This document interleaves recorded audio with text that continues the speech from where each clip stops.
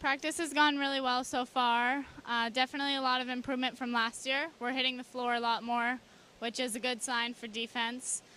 And we're really enthusiastic. There's a lot of energy throughout the entire 2-hour practice. That's really nice to see, and I think it's been going super well. We had some great practices, some great scrimmages in our practices. They're really working hard. I like what I see. I like what I see on the court so far. They're definitely better defensively than what they were last year. They are a year mature than they were last year. We had a lot of freshmen last year. We had 10 freshmen last year. So those girls are all sophomores now, which is great. And they really have taken a hold of this team along with the upper class as well, and have taken, have really put their stamp on this team so far. We really transitioned from fall to spring. There was something clicked inside of the kids, and they really came back in the best shape I've ever had a team come back in the spring.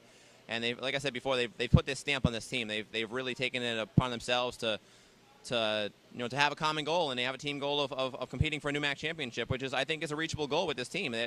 They're a very talented group. One of the main goals this preseason is defense, because that's where we struggled last year, and hopefully we can get to a point where we can get every ball and have a strong, solid defensive team. So defense wins games, so we're hoping for that. I think that we really want to be closer as a team. We weren't as close as we wanted to be last year. We had a huge group.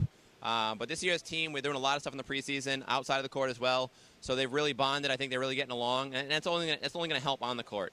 So they just need to continue to pull each other and push for each other, and when one person makes a mistake, they need to pick up the slack.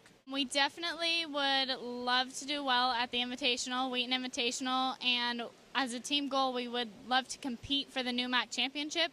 We want to be able to play any team in New England and put up a good match against them. Well, at the Wheaton Invitational, we're going to try to have the best defense we can. I have to stress defense with this team because our offense is pretty solid.